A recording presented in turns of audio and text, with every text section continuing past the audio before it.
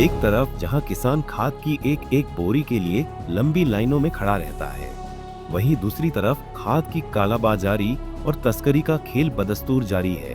ताजा मामला यमुनानगर के आहलूवाला गांव का है, जहां प्रशासन ने यूरिया से भरे 3 संदिग्ध ट्रकों को पकड़ा है। इन ट्रकों में लदा 2200 बैग यूरिया खाद अब कई गंभीर सवाल खड़े कर रहा है।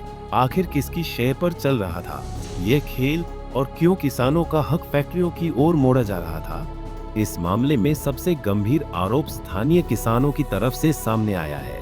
किसानों का कहना है कि ये मिंदर जी चढ़ोगे, इनका सामने खेत है, इनको पता लगा भी यहाँ ट्रक उतरे, तो इन्होंने देखा कभी यहाँ तो कोई गोदाम नहीं है, तो उन्होंने फिर कॉल की, देखा, फिर मैंने किसी विभाग से संपर्क करें, किसी विभाग आ गया जी है, इनसे बिल बुल मांग रहे, गेट पास मांग रहे, अथॉरिटी लेटर मांग रहे। मारते पहला जी यहाँ पर जीएसटी वाले और सेल टैक्स वाले आकर चले गए थे, उन्होंने भी इनका बिल बुल देखे होगा, इसके बारे में बताएंगे जी। प्रमाण तो है, उनके बारे में इतनी नॉलेज नहीं है, हम एग्रीकल्चर डिपार्टमेंट वाले से खड़े, ये यही खड़े हैं जी, आके चेक करें। कुल कितनी गाड़ियां हैं? ये 3 गाड़ियां थी सर। तो कितने कट्टे होंगे लगभग? एक गाड़ी में ड्राइवर था 720 कट्टे, तो कुल मिला के 2100 कट्टे। 2100 कट्टे करीब है। और गोदाम में कितना माल होगा? बस एक गाड़ी उतरेगी जी, एक ये खड़ी, एक बाहर है, 3 गाड़ियां इसी समेत थी। तो क्या कहाँ से आई है गाड़ियां और कहाँ ये बिल में पता लग रहा है जी करनाल से आई, जबकि आज यमुनानगर में भी रैक लगा है।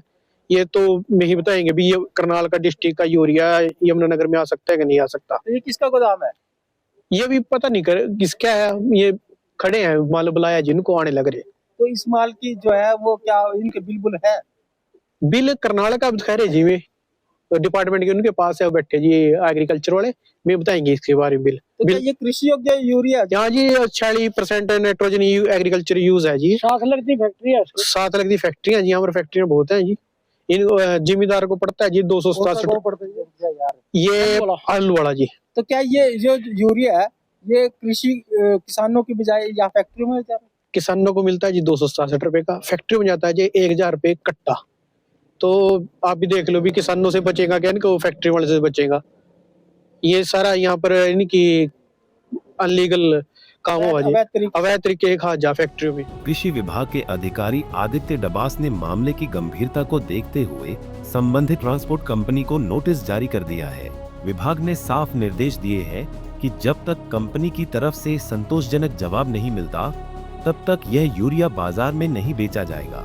वहीं कृषि विभाग का कहना है कि देखिए, पहले तो मैं आपके चैनल के माध्यम से बताना चाहूंगा कि कल 3 बजे के आसपास मेरे पास कुछ किसानों का फोन आया कि जिस तरह से उन्होंने बिलासपुर रोड पर आलूवाला गांव के पास तो 2-3 ट्रक गाड़ियां रोक रखी हैं, जिसमें उन्हें संदेह है कि ये खाद उन्हें उस एरिया में अनैतिक तौर पर या मानने की किसी फर्जी तौर पर वहां पर लेके आ जा रहा है।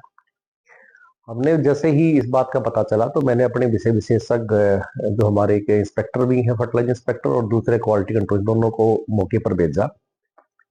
तो वहां पाया गया कि वहां पर एक मिस्टर बाजवा ट्रेडिंग कंपनी है जो आलूवाला में रजिस्टर्ड है, जिसका लाइसेंस 2029 तक वैलिड है। उसके नाम ये बिलिंग की हुई थी और ये IMFS एक हमारा फर्टिलाइजर मॉनिटरिंग सिस्टम होता है, उसके तहत ये बिल उसको काटा हुआ था। गाड़ियां उसके नाम की, वो लाइसेंसधारी है और डिपार्टमेंट का लाइसेंसधारी है। 29 तक उसकी खाद की बेचने की वैधता है। जिसके द्वारा सप्लाई किया गया था वो अनिल ट्रेडर्स द्वारा सप्लाई किया गया था, किरपको कंपनी का खाद था, जिसका रैक कल सुबह मॉर्निंग में यमुनानगर में लगा था। तो इस प्रकार जो खाद की आपूर्ति थी वो बिल के साथ हुई थी और जहां हुई थी वो भी बिल्कुल डिपार्टमेंट का अधिकृत डीलर है। जो ट्रक थे उसमें जैसे कहीं से भी गाड़ी निकलती है तो उसका कि ई-वे बिल जारी होता है। ई-वे बिल में टाइमिंग का फर्क था, क्योंकि गाड़ियां जो है वो 3 बजे के आसपास वहां पर रोकी गई थी और ई-वे बिल पर जो टाइम था वो 5-5:15 बजे का था। इस संबंध में हमने जो वहां पर ट्रांसपोर्ट हैंडलिंग एजेंसी है उसको नोटिस जारी कर दिया था कि भाई आप ये बताएं कि आपने गाड़ी आपकी 3 बजे निकली है और आप ई-वे बिल उसका बाद में जारी कर रहे हैं।